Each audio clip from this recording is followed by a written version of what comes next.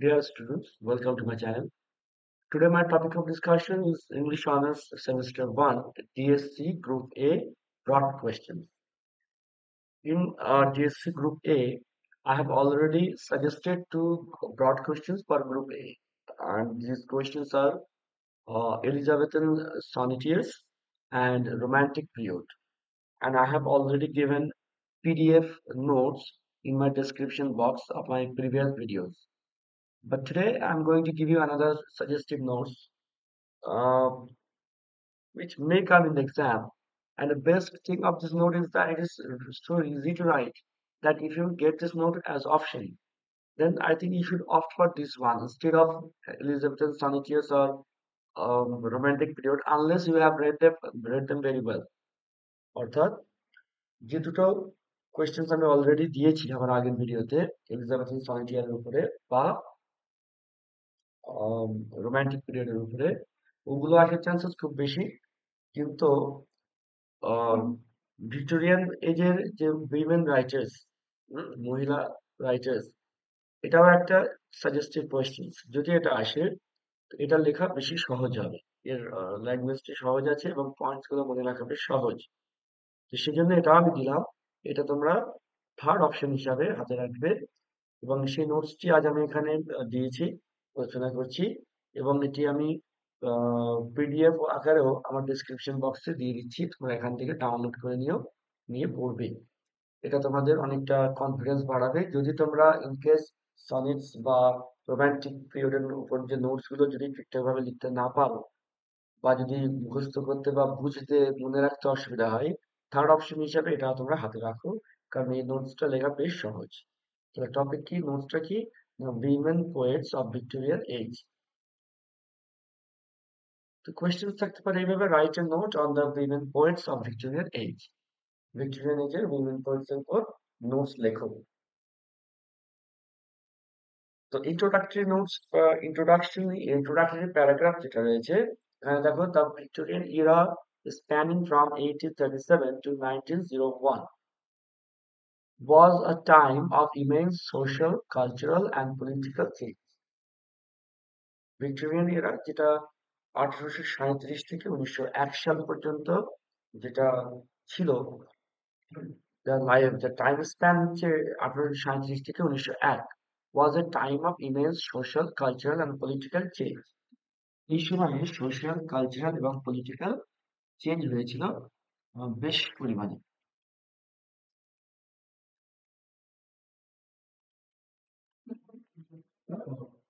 During this period, women began to assert themselves in various aspects of life. এই সময়ে মহিলারা তাদের নিজেদেরকে জাহির করতে শুরু করেছিল in various uh, aspects of life. During this period, women began to assert themselves in various spheres of life. জীবনের বিভিন্ন ক্ষেত্রে তারা নিজেদেরকে জাহির করতে শুরু করেছিল। অর্থাৎ এর আগে মহিলাদের খুব একটা বেশি ক্ষমতা ছিল না। এমনকি ভিক্টোরিয়ান সোসাইটিতে ঠিক ইন্ডিয়াতে যেমন এখন আছে বা এর আগে ছিল যে মহিলারা কিছুই করতে পারতেন না ঘর সংসার করা ছাড়া ইংল্যান্ডেও সেরকম ছিল কিন্তু ভিক্টোরিয়ান পিরিয়ডে সেই অবস্থার মধ্যে পরিবর্তন আসে তারা বিভিন্ন স্পেয়ারে জীবনের বিভিন্ন স্তরে তারা নিজেদেরকে জাহির করতে শুরু করে and the literary landscape was no exception আর সাহিত্য থেকেও তারা দূরে ছিল না The emergence of women poets during the Victorian age marked a significant departure from traditional gender roles and contributed to the evolving discourse on women's rights, societal expectations, and the complexities of human experience.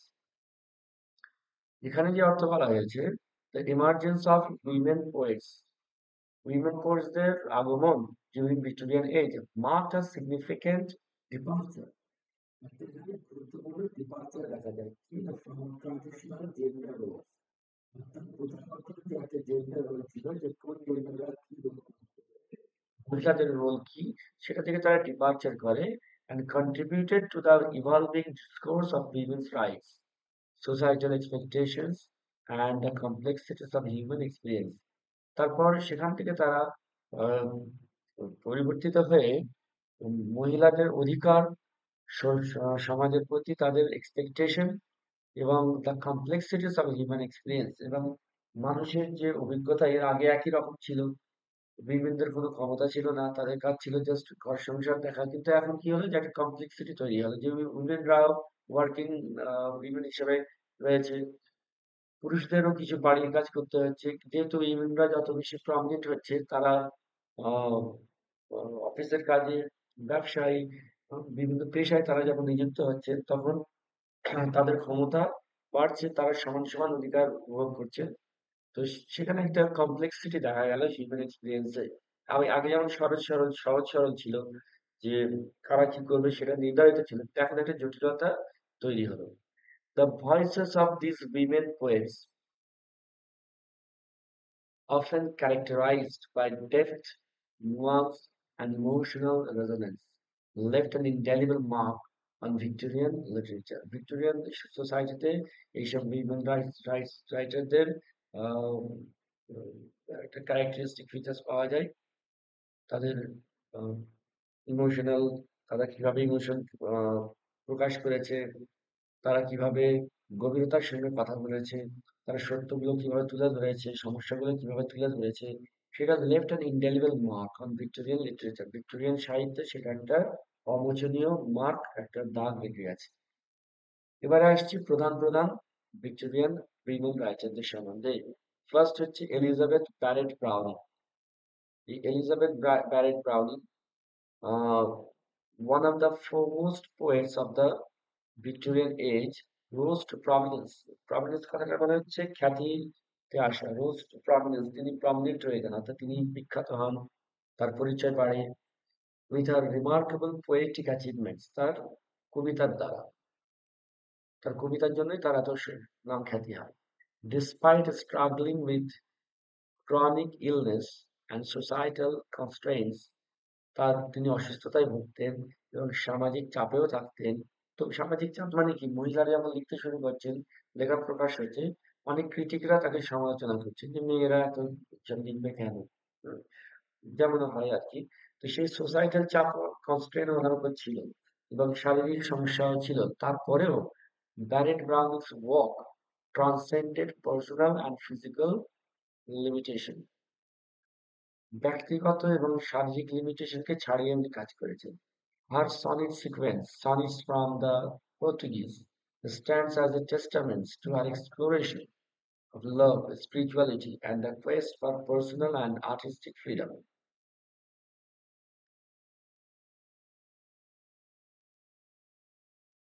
Another notable work, Aurora Leigh, is an epic poem that addresses the challenges faced by women in Victorian society in the pursuit of a meaningful life. তাহলে Elizabeth Barrett brown সম্বন্ধে লিখতে গেলে এই কয়েকটা কাজের কথা mainly বলতে হবে। অরোরা লে, তারপর সনস ফ্রম দ্য পর্তুগিজ, এগুলো তোমরা বলবে। Next, Christina Rossetti. Christina Rossetti, a member of the Pre-Raphaelite Brotherhood, was a poet of profound sensitivity and depth. Her poetry often explored themes of love, death, spirituality. তার কবিতার থিমগুলো সাধারণত থাকতো লাভ, death এবং spirituality, মানে আধ্যাত্মিকতা, religion, relating to religion, spirituality. Goblin Market, one of her most famous works, is a narrative poem with, with a rich symbolism and allegory that examines the theme of temptation, sacrifice, and redemption. ওনার কবিতা Goblin Market, যেটা খুবই বিখ্যাত কবিতা, এটা একটা narrative poem. Narrative poem মানে যে পোয়েমগুলো, যে কবিতাগুলো দিয়ে গল্প বলা হয়, অর্থাৎ সমস্ত একটা গল্পকে তুলে ধরা হয় যে কবিতা দিয়ে, তাকে বলে ন্যারেটিভ পোয়েম। ডেসক্রিপটিভ মানে কি, কোনো একটা জায়গা বা কোনো একটা বিষয় জিনিসের সৌন্দর্য বর্ণনা করা, কিন্তু ন্যারেটিভ মানে একটা গল্পের বর্ণনা করা। তো এটা একটা ন্যারেটিভ পোয়েম। রিচ সিম্বলিজম, এতে সিম্বলিজম আছে, এবং অ্যালিগরি, অ্যালিগরি মানে রূপক আছে। That examine the themes of temptation, আর থিম হচ্ছে টেম্পটেশন মানে লোভ, ত্যাগ, স্যাক্রিফাইস, আত্মত্যাগ, এবং রিডেমশন। রিডেমশন মানে হচ্ছে কর্মফল পাওয়া, তো তুমি ভালো কাজ করলে তার যে ফল পাওয়া, সেটাকে বলে redemption. Rossetti's contributions to Victorian poetry were marked by her unique voice meticulous ক্রাফটম্যানশিপ, meticulous মানে হচ্ছে খুব নিখুঁত, তন্ন তন্ন করে করা, নিখুঁত ক্রাফটম্যানশিপ, and a deep introspection that resonated with readers of her time. এই introspection মানে হচ্ছে অন্তর্দর্শন, নিজের মনকে চেনা বা নিজেকে জানা। Next, Emily Bronte. While Emily Bronte is predominantly known for her novel Wuthering Heights, Emily ব্রন্টের প্রধান পরিচয় হচ্ছে একটি নভেল লেখার জন্য উইদারিং হাইটস যার নাম। Her poetry also reflects her unique perspective on the human experience. Her verses, often characterized by their intense emotion, connection to nature. তার কবিতার মধ্যেও আছে উইজারিং হাইটস এর নভেল, কিন্তু তিনি কবিতার জন্য বিখ্যাত। তার কবিতার মধ্যে আছে ইন্টেন্স ইমোশন, অর্থাৎ খুবই গভীর প্রগাঢ় আবেগ, and connection to nature, প্রকৃতির সঙ্গে যুক্ত, delve into the mysterious and tumultuous aspects of life, জীবনের রহস্যগুলোকে উনি উদ্ঘাটন করেছেন ওনার কবিতার মাধ্যমে। Bronte's exploration of passion, solitude, and enigmatic forces that shape our destinies provides a nuanced understanding of our literary prowess. Literary prowess মানে হচ্ছে সাহিত্যে তার যে বীরতা বা বীরতা। Next, Alice Meynell. Alice Meynell, though less well known than some of our contemporary মানে সমসাময়িক, made significant contributions to Victorian poetry. তিনিও Victorian পোয়েট্রিতে বেশ কন্ট্রিবিউশন দিয়েছিলেন। Her works are characterized by a keen observation of the world and a lyrical beauty that captures the nuances of everyday life. Meynell's poetry often explores themes of nature, love, and transient moment that define our existence. Her ability to infuse simplicity with profound insights sets her apart in Victorian literary mining. Amy Levy. Amy Levy, a poet and novelist, addressed issues of identity, gender, and social expectations in her work. As a Jewish woman, Levy confronted anti-Semitic attitudes and explored the challenges faced by women in Victorian society. Her collection, A London Plain, A London Plane Tree, reflects her keen observation of urban life. শহুরে জীবনটাকে খুব সুন্দর করে observe করে তুলে ধরেছেন, and her engagement with contemporary social issues এবং সমসাময়িক সামাজিক সমস্যাগুলোকে তুলে ধরেছেন। Levy's poetry is marked by thought-provoking themes, thought-provoking চিন্তাকে প্রভোগ করে এবং ভাবায় এমন theme, and modern sensibility that foreshadows later literary movements.